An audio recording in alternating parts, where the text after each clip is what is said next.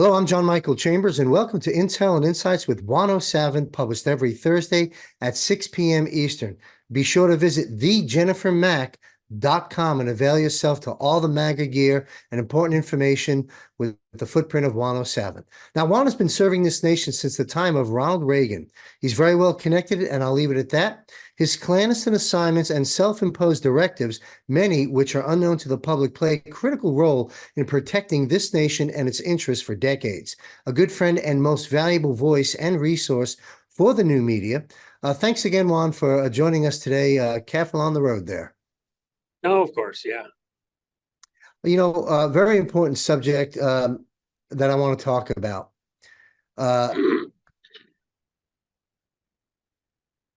The man is innocent.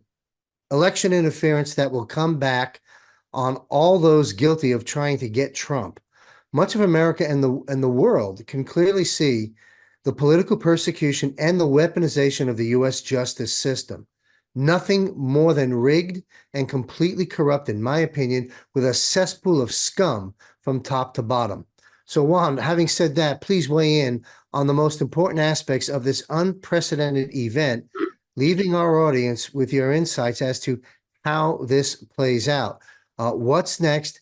And most importantly, how does this end? Of course, we're talking about the 34 convictions, jail, presidency. How do you see this playing out, Juan? What is going on? Help us make sense of this madness, please. Well, first off, I told you guys back when I remember sitting with you, I think back at the Trump, when we were still in the middle of lockdowns, practically only guys in the whole place. And I said there was a gut punch coming and that people just wouldn't see it coming. And it's not just a gut punch. There were several of them in a row. This is another gut punch. And I've said that America has to go through a near-death experience. That's not a bad hair day. This is something far more of an existential type threat to America as we know it. So with that in mind, we are seeing all those things that I discussed with you play out now, just as we discussed. It's not going to be over quickly. There's still a lot of parts that have to play through. But it's also an Esther moment, which I've talked about extensively before also. And remember all of the things that were intended against Mordecai first, and then the people of Esther, the Jews, all of the things that were planned against them to destroy them, to wipe them out, in fact, happened to Haman and all of his crew. So the first thing that happened was that Haman so hated Mordecai and the Jews and knew that Mordecai was such a leader within the Jewish community. He was his direct opposition, his direct threat, that he planned after this feast that Esther put together to have Mordecai hung after the feast. They're partying, they're all best buddies, and then after the feast, Mordecai was going to be killed. And the method of killing at that time was they literally stuck a stake up the rectum of the person and then hoisted him 30, 40, 50 feet in the air on a pole, and they slowly slid down the pole till they were dead. That was what was in the mind of Haman and his crew. That was how they were going to get rid of their enemy, Haman or Mordecai. As fate had it, in an near instantaneous turn of events, the king was stunned when he found out that Esther was supposed to be killed and all of the Jews, that she was a Jew, his wife. And then when he went out to catch his breath, because he was a bit of a drunk, and he was trying to clear his mind to think about what he just found out on the back deck at the wives' house there in Persia, where he was at this party, he sees this hangman's device. Says, "What's that?" asked the guard, "What's that?" And they said, "Well, that's where Haman's going to have Mordecai killed here in just a few hours." That also shocked the king because he had no idea that was in the works, no idea at all. And when he came back in the door, he saw that Mordecai or Haman was hanging on the skirts of Esther, pleading for his life. He thought he was assaulting Esther. And so the king just made this instantaneous decision in the heat of the moment, drunken rage, if you will, and ordered that Haman be taken outside and hung on the hangman's device of his own design and construction.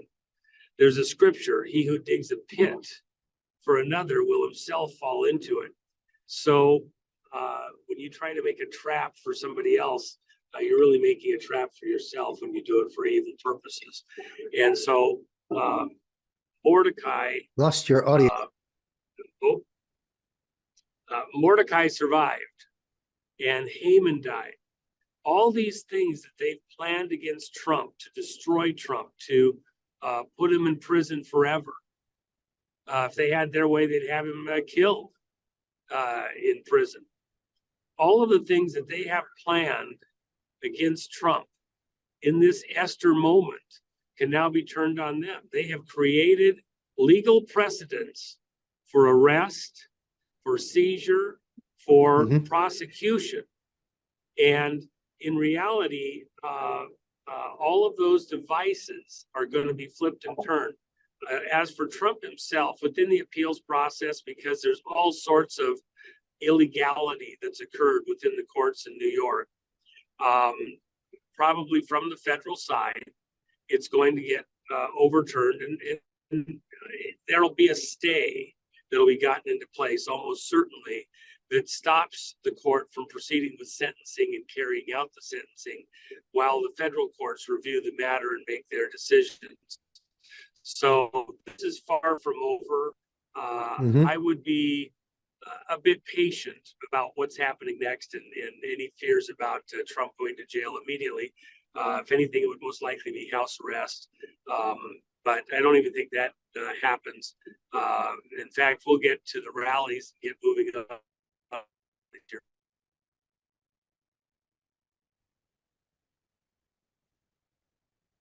Juan, you with me? Yeah. Okay, yeah, great. We had a little internet disruption there. Well, that's encouraging. Let's see how it plays out. We certainly don't want to see the president in jail, but you raised I've written down a series of questions concerning that came up while you were talking. One of them is, being killed, assassinated. Tucker's been talking about this, and as others, a great concern of all of ours because they need Trump out of the way. And as you stated, everything failed. Can you comment on the level of safety and protection that you feel the president has to certainly avoid that from occurring?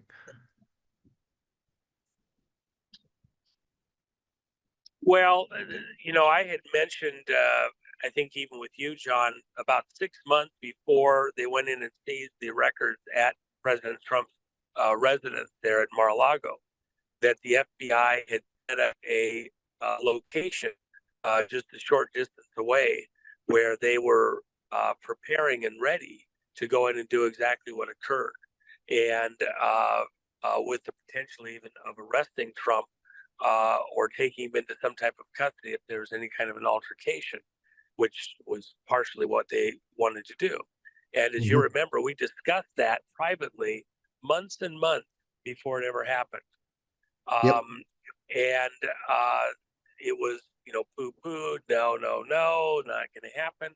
And now all of a sudden the documentation and the records have come out to show that what I told you was exactly what had been going on prior to that, and that it was under the approval of the Biden administration. So, that, certainly wasn't public when I discussed it with you and asked you not to discuss it further, but we were very aware of what the FBI had set up, their location and the planning for that. Fortunately, it did not escalate or go in any of the bizarre directions that some people thought it could in that early phase. So And I think we're moving quickly now. The public is a huge piece of this equation.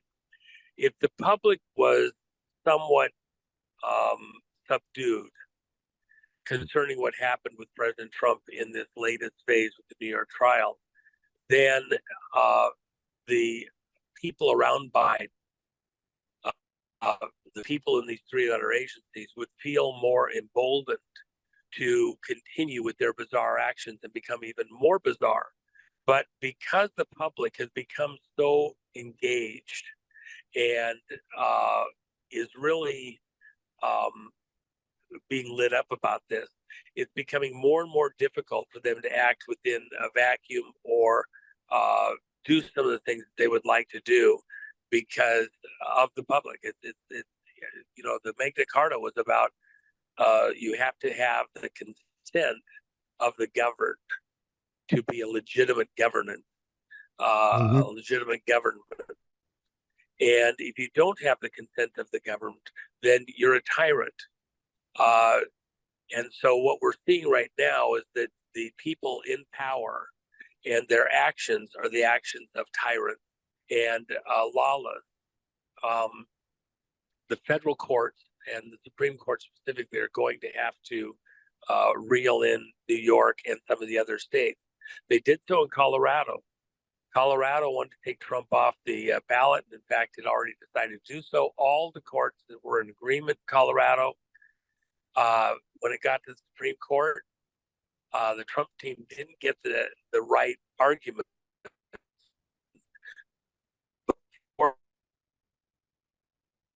People did get in arguments that the courts decided they could agree with, and ultimately had a 9-0 vote, a unanimous vote by the Supreme Court justices that you cannot do what Colorado tried to do. Can't take Trump off the ballot.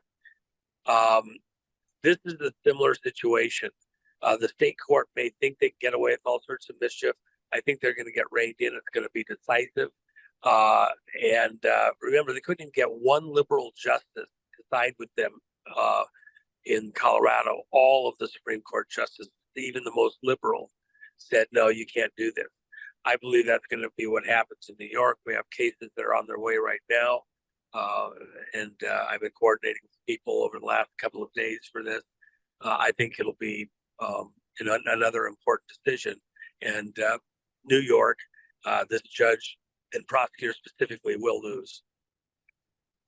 Well, that's encouraging. So if I understand this correctly, clarification for me and perhaps the audience, obviously we're in the state of New York, and that's where this trial just took place, and the sentencing on July 11th, I believe. You're saying it'll go up to the federal level, and there'll be a stay and it may be overturned. If it isn't, does it go to the Supreme Court of the state of New York, if I would understand the hierarchy, and then perhaps the Supreme Court in DC? Do you see that much of an advancement, or does it just stop at the federal level? Oh, no. What the cases that are being filed right now, what's happened is that with this particular case, you have a judge and a prosecutor within the state of New York that are interfering in the national election. Yeah, no kidding. Remember, the Federal Election Commission looked at this situation with the Stormy Daniels and the money that went to her, and decided that there was not a case there, that they would not pursue asking for prosecution. If it was a crime, it would be a federal crime. The judge and prosecutor here in New York stepped in at the state level and went ahead and prosecuted for the crime. Because Trump has properties and assets in New York, that made him vulnerable to the New York court. And so they've gone in and wielded away all sorts of decisions and verdicts, etc.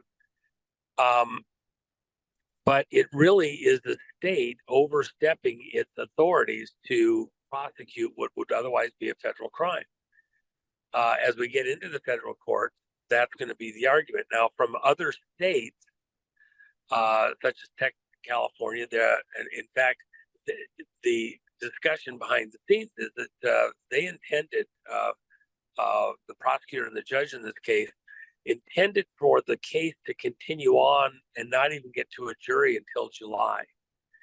But because of a case filed out of California and another one out of Texas by Attorney General and some other people, it scared the court so much because they knew that we had their number and that we could take them down in the federal courts. It's just a matter of time.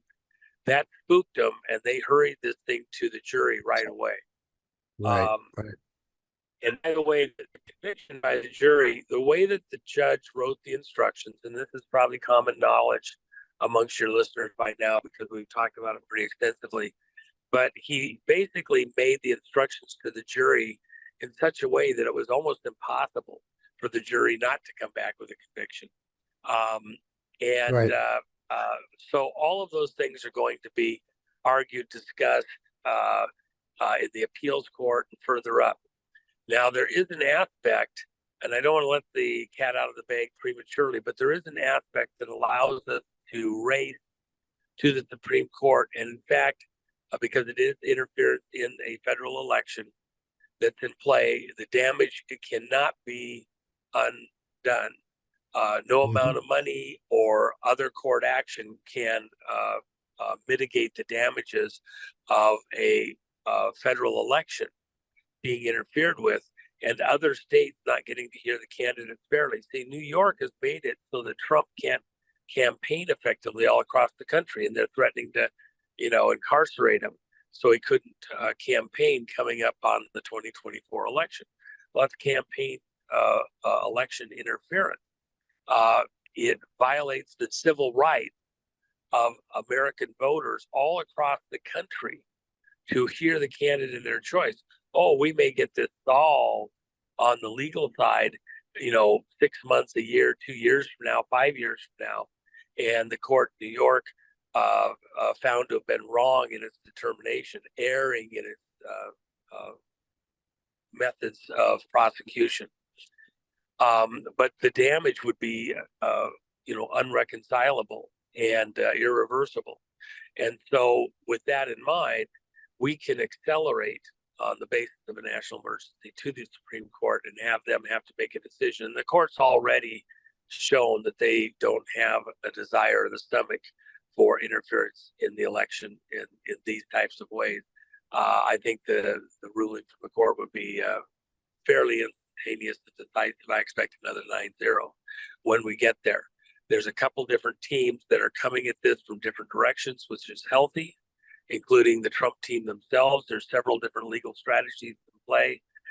Which one gets there first and gets the attention of the Supreme Court is hard to say for certain, but I'm very comfortable that this will get completely overturned and squashed before it's over. And by the way, on the documents case with the raid at Mar-a-Lago, the judge rightly saw what was coming and realized that it would not, that he would get overturned at some later point in time, and decided to pause on the case there related to the document. Other courts are seeing this. So there's two things that people need to remember. The court of public opinion does affect these courts in the way that they operate, and all the way up to the Supreme Court. The Supreme Court needs to see that the public is or is not with them on these coming decisions and coming in and acting on some of the other cases they have seen there, including Brunson, Ken Paxton case, and similar. The court can pull those off the shelf on a moment's notice, and that's exactly where we intend to go, is to see that done. Very encouraging. With all the noise at the mainstream media, which is, of course, dying on the vine right now, whatever influence they have out there is small, in my opinion, compared to the court of public opinion. And the court of public opinion spoke out very clearly in recent days with $200 million coming in support of President Donald Trump. Boomerang big time is what comes into my mind. Yeah, I have two closing questions, Juan, and thanks for all this information. Obviously, this is one of the most pressing concerns for everyone listening to this broadcast right now is what's going to happen to President Trump. And this was somewhat encouraging as far as I'm concerned. Two questions. One, you and I have talked about in previous broadcasts a more focused issue, just raising one aspect of that right now about the November 5th being delayed, where there are many things that can cause that. When we look at the incoming attacks that are coming and things we've talked about on other episodes, which I encourage people to go listen to. But specific to this subject here, would this be another, all the courts, the state of New York, and then the federal, this whole process you've been discussing, would this also possibly be another reason the election may be delayed? Well, I say here more and more. When I first said 3 years ago that the 24 election would most likely be paused, even in the rarefied air of certain groups, that was sacrilege. It was beyond the pale. It was insanity. It was naivety to think that you could stop a federal election for any reason in America. But you've seen and heard, and your audience probably heard it multiple times now, very serious players in this community, in the legal community, the legislative community, have suggested that a pause will be necessary and will happen. There's quite a few different reasons why the pause could be implemented and who would do it for what reason. The crowd around Biden and with the presidency, Biden did a campaign thing the other day, and really there was like a half a dozen people that came to it, other than the reporters and the news people, and then some of the campaign staffers and people to handle the hors d'oeuvres. It was so poorly attended that everybody was wondering if the event was ever going to start. And that's kind of contrast that we had back to, the 2020 election, where Trump would bring out masses of people and Biden would have virtually nobody present. That crowd is highly motivated not to actually have an election, because it would be too obvious if you tried to manipulate the outcome that it was not a valid electoral process. And they can't afford to lose. The crimes that have taken place, including the stuff especially in Ukraine, stuff related to campaign stuff. Look, Hunter, just days before the 2020 election, was in Serbia, staying at a hotel less than a mile away from the Serbian headquarters for Dominion vote systems. And some of the information that's come out just in the last several weeks from Dominion's own communications internally, their texts and emails, which were in their own text and email, Serbian technical engineers, software engineers, were working inside the vote machine in the U.S. remotely, fixing software and reporting issues and tabulation issues inside the U.S. from Serbia. These were not U.S. citizens. And this was done across an air gap, which the Dominion management had testified to Congress back during the hearings a couple of years ago, that it couldn't be accessed in that way, that they wouldn't, remote engineering like this couldn't happen, and didn't happen. And here now, they absolutely knew it could happen because they were involved in it. They managed it during the election, and immediately thereafter, the result was right in the quarters near where the people were doing this. What was he there for? Of all the places in the world, you're less than a mile from Dominion's headquarters in Serbia. The things that are yet to come out, is this a legitimate government that's in place right now? And if those systems haven't been fixed, if there's been no change to the way that the electronic systems count or tabulate the votes, if there's been no change to block access to switch the systems out because nobody's fixed it because Dominion says it's not fixed. Fixed, all right. It is fixed. Yeah, that's right. It's not, you can't fix it because it's already fixed. Yes. So with that in mind, how are you going to go to an election with less than 6 months to go? Mm-hmm. How are you going to go race to election day and you haven't even fixed this underlying problem? And more is coming out. Before this is done, before the summer's over, you're going to find out, including even the actual interviews of the technicians that did it, not just from Serbia, but from other places in the world. Venezuela, the direction of Cuban intelligence personnel. Venezuela was inside our election system, operating and assisting and managing and doing things during the 2020 vote. Pakistan had people involved. The material was being sent over there. Other places around the world, but that's not even the worst of it. The worst of it is going to be how the information came back into America and into the vote system. What was that path? And when you find out, it's going to really light the American people up.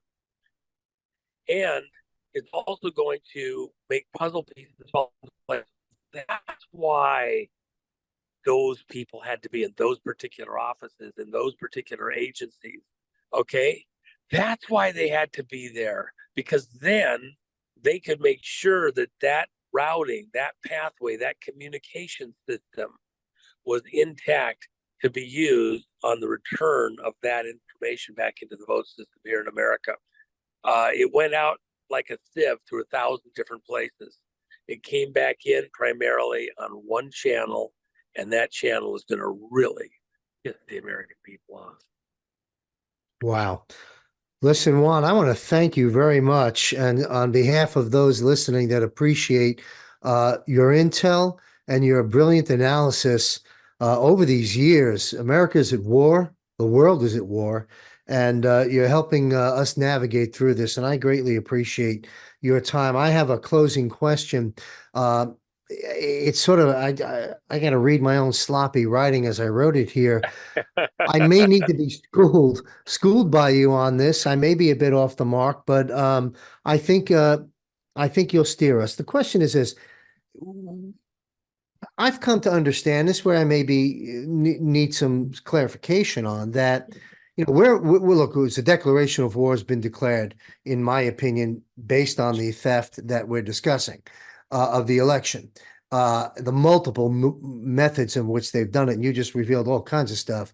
But the bottom line is, and then when you look at the executive orders 13848 and 13818, you look at the updates in the law of war manuals, and you look at the some of these other issues, the U.S. Code 1550/50 War Resolution Act. All this information, as I read through it and look at it and listen to some other analysis on it and talk with some people, I've come to the understanding that because of that and the declaration, the emergency declaration, the war declaration, that during this period of time, sort of like a martial law, if you will, in layman's terms, that you cannot process the commander-in-chief in the civilian justice system. Am I right or wrong? And if I'm wrong, well, then good, we've cleared that up. If I'm right or close to the vicinity of right, why are we allowing this, shit show to take place? I think I know the answer to that, but I'd like you to weigh in on this notion that they don't have any standing, if you will, to even process the commander-in-chief under these certain terms that I've just discussed. Well, okay. It takes a little bit of slicing and dicing. Let me see if I can make this make sense for people. Thank you. First off, if someone interferes in an election, if it's domestic and internal, then our own internal justice system, our own policing systems will address it. Our own prosecutorial systems are appropriate to go after that, because it's done within, if you will, United States. The action initiates from within our borders. However, if persons from outside the continental United States, be they citizens or state actors for other countries, that's an act of war. It's an act of treason, and it's traitorous. It's traitorous if it's done from within the country, but it can be dealt with as a crime within our own justice system. If it's done from outside the country, being an act of war puts it in a whole different realm. And so here's one of the other things that I think people haven't quite understood yet. We talk about the Supreme Court in what's going on. In fact, you'll see it in the next phase of what Lloyd Brunson and I are doing on the letter campaign coming out right now. The Supreme Court has jurisdiction on matters that initiate within the country violations of law, etc. But when it comes to acts of war, nation state level stuff, that must be referred to military courts for law of war type law activation and use. So if it's an act of war, such as interfering with an election in a tribunal, a criminal court, a war court, a law of war court, would be the correct venue to try any participants, because that's an act of war. And it's a violation of international law and norms, not just your own nation state. In this case, what we have within the evidence that's coming forward and will continue to come forward is that the players involved in overturning the U.S. election were also involved in overturning elections in 71 countries, or reverse 17, by the way. And so multiple countries have similar claims where their elections were interfered with in this way. And some of the players involved, unfortunately, include people within our own American system, using tools and mechanisms within our own U.S. system. And so they have put us all at risk with their mischief.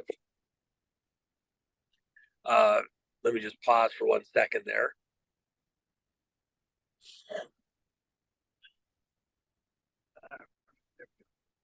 Folks, we're at war. Juan's in a car, and I'm in a small room in Asia, and we're still getting the information out to you. Well, and so I had something loose. I needed to bat down the hatches there real quick.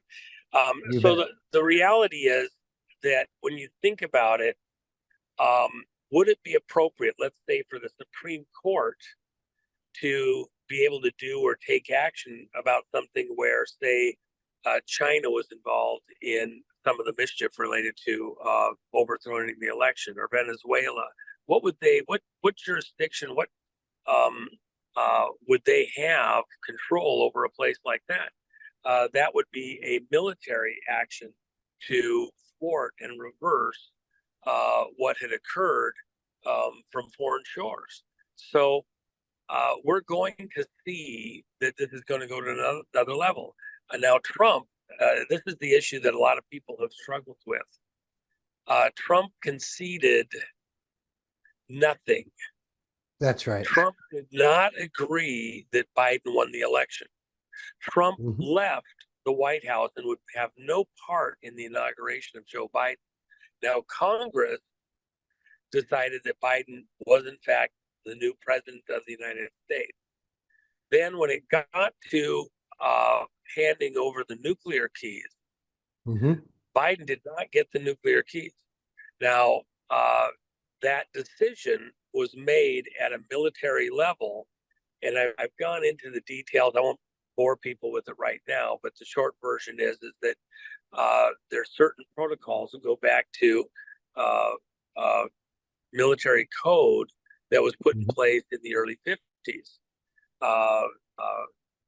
and it doesn't allow for the transfer of these authorities in certain conditions uh, uh, without all sorts of verifications, because you could have a space alien masquerading as a human, pretending to be the president. You could have um, doppelgangers. You could have all sorts of things that could happen. They were thinking in a sci-fi mode, the most extreme, bizarre situations possible. And so uh, they wrote in certain safeties where within the command structure for nuclear weapons and beyond, you couldn't hand those authorities over. They did not recognize Biden as the legitimate president of the United States, or for their purposes, the commander in chief. So Congress agreed that Biden was the president. They didn't challenge that, but they did challenge his legitimacy for the purposes of handing over. You know, not Biden. Got lost your audio there, Juan. Hopefully, we'll get you back in here in 1 second. You're speaking about the legitimacy. Space Force hasn't recognized the Biden presidency's legitimacy, uh, and Space Force handles all communications for all of the services now. Yes. There, you can't move a modern Jeep around the parking lot practically without having satellite communications involved in relocating, geolocating the vehicles, personnel, etc. People were, are the people in the Pentagon going to cooperate, say, with Trump returning? Well, the genius of Trump was Space Force. Yes. And that was the counter to the creation of Air Force and CIA by Truman back in 47. And so they have the high ground in military terms, Space Force high ground. All of the communications of all of the military, plus, by the way, the three-letter agencies in Homeland Security, which hasn't been talked about much, go through Space Force operations now. They handle security for NORAD and for Cheyenne Mountain, these other locations. That happened last year. None of that has been. In Wyoming, you're going to see that, in fact, while Trump hasn't been operating as commander-in-chief, contrary to what a number of people have said, it's just not true.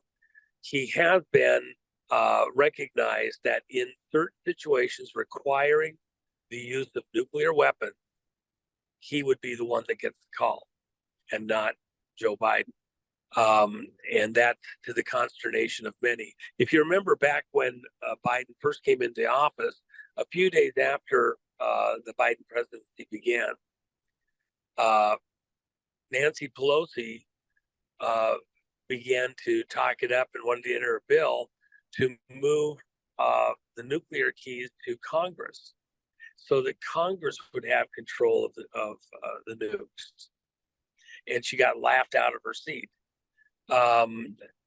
Just wasn't going to happen. You can't, have nuclear command by committee, and never happened. Well, why did she do that? Because Biden didn't get the keys. They were trying to come up with it. They didn't want to embarrass, but the guys that made the decision with full authority to make that decision in a wartime condition. Remember, Trump put the whole country essentially on a wartime setting on March 15th of 2020, when he declared a national emergency. March 13th, and then he shut up 17th. So, there's a real question here. What would Trump do, or what's the role? He would only operate actively and be needed to operate actively if we were at the brink of nuclear war and actually about to happen. Well, in this Esther moment that we're in, they're bringing us through their own actions this elite crowd, the ones that Putin says we don't even know the name of, behind the scenes. they're bringing us to the brink of nuclear war. It's actually setting the stage in this showdown moment for who actually is going to be in control should it end up going to nuclear war. By the way, let me just close it out this way, John. Mhm. I used the imagery of Trump, a lone man out on the field of battle in the bullfight in the ring. This deep state bull is very powerful. They've been in control for a very long time. They're untamable, and all of us, not just America but the world, are in this great stadium observing this spectacle. The deep state has determined that because of the power of the presidency and the way that power has been so concentrated into the presidency, that they must have their man in that position, operating in an almost king-like manner to do whatever they wanted done, and then they puppeteer him from behind the scenes, and that was why they have put certain leaders in place from Kennedy forward, and why they fought some of the leaders that got there and wouldn't do their bidding. Yes, Specifically Nixon, Reagan, that's right. and so and Trump. And so at this moment in history, Trump is out there on the field of battle. Bullfights are bloody, monstrous spectacles, and there's nothing really exciting about them at all from a beauty whatever. It's savagery, but that's the situation we're in. Tell me that the things that we're seeing done against Trump and against the Patriots, the MAGA crowd, aren't the J-fixers, aren't bloody, monstrous spectacles. And he's out there on that field of play by weight, by demeanor. The bull has it all. And they're just vicious, ornery beasts. They're bred not around people. And when they suddenly find themselves in that stadium and in the contest, they're just mad as hell. In a bullfight, there's 3 rounds. The first round, the bull is softened up a bit by the toreadors and the matador. They weaken it, the shoulders and the neck, because when the bull comes into the bull ring, its head is high and it's prancing about. The matador's job, the only way he wins is to taunt the bull into charging him, and to charge him and charge him. And why is that? Because that bull, for all of its strength, all of its girth, it's not a marathon runner. And every time it charges, it gets more and more exhausted. Plus, it's weakened by what the toreadors have done in taking it on in its neck and its shoulders with these pricks. As the fight goes on and it ends up in the 3rd round, in the 3rd round, each round is announced by a horn. A horn opens the first, opens the second, opens the third. But when there's 5 minutes left in the 3rd round, because each round is 15 minutes, when there's 5 minutes left, a final horn sounds, and the bullfighter must complete the job of killing the bull, or the bull is returned, it's nursed back to health, and goes on and breeds more. And they're considered breeders to bring more of the bulls back into the bull ring, because it's a winner, it's a survivor. We're close to that 3rd round end where the bell or the trumpet sounds, and the final minutes of the fight are on. The issue is the bullfighters actually kneel down in front of the bull to beg it to charge him again and to keep charging him. Why? Because as the bull gets more and more tired, his head hangs lower and lower. And Sometimes they'll even get on the ground and just, practically go in the fetal position to rest for a minute to catch their strength back. But the bull has to be taunted to continue the charge, to stay at it, because as it gets weaker and weaker, it becomes vulnerable. Because the way you kill the bull in a bullfight is you have to get right up next to the bull and put the sword right down between the shoulder blades to the heart. You can't kill the bull in a bullfight through that armor on its chest. You don't kill the bull with a headshot. It's very dangerous work. And in fact, many matadors die, and they die in the third round in the last minute as they move in for the kill shot. Because as the head of the bull gets lower and lower, its horns, its head, he's so tired that he's only twisting his head from side to side. And he can catch the legs of the bullfighter and tear up a femoral artery, and they'll bleed out in 30 seconds. They're dead. So the most dangerous round is right at the end, when the bull is the most dangerous, the maddest it can get, and its head is down low and can catch the legs of the bullfighter. That's the round that we're coming into right now. I don't think that we've actually heard the last horn sound. You could say that this decision is that horn sounding, the crowd roars. But at the end of the day, while many people are observing the spectacle, feel affected by it, the reality is there's one man in the bull ring facing the bull, and that's President, Commander-in-Chief Donald Trump. We pray for him. This isn't just a spectacle for fun. This is That's for right. the fate of the world. That's why you have crowds in Uganda, in Argentina, in England, in Brazil, in Mexico, crying out for a Trump win, and for the American people to save the day by seeing to it that Donald Trump returns to the presidency and operates. And by the way, that hinge moment, that flip moment, that Esther moment when everything comes to a head is still coming. There was two parts to the Esther spectacle in the Bible, and everybody here, you want to do some interesting reading. It's a short book in the Bible. Read it in an hour. Go read it again. Read it with a commentary and let people explain some of the minutia. Some commentaries are just amazing.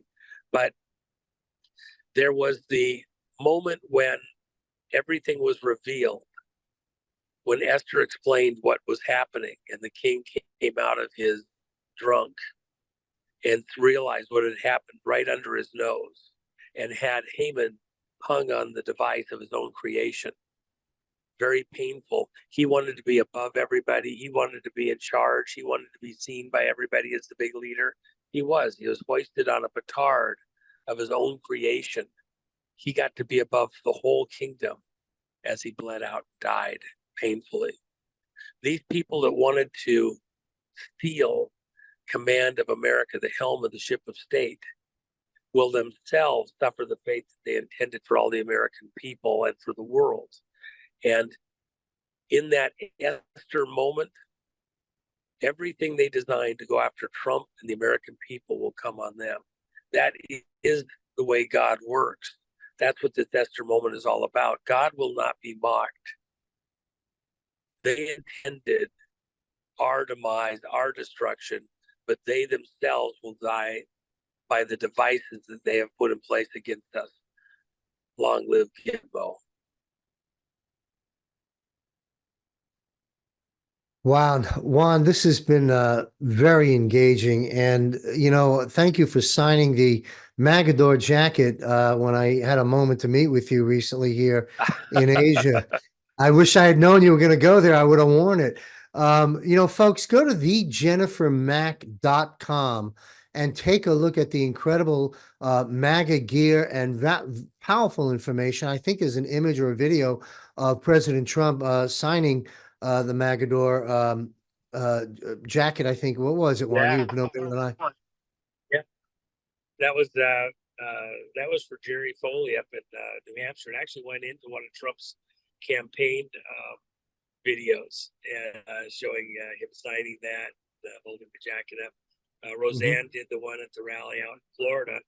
In fact, several people were telling me they're going to wear their jackets to Las Vegas this weekend when Trump's there, and Nice. they don't care what the temperature is. When I told them, wear it over your shoulder, it's supposed to be 106 now. So, yeah, 107. Okay.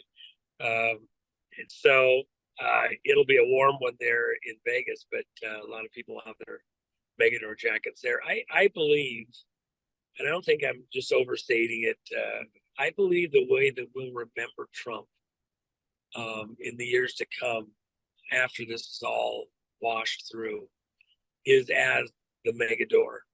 You know, the Make America Great movement began with him, and a lot of people have tried to poo-poo it, but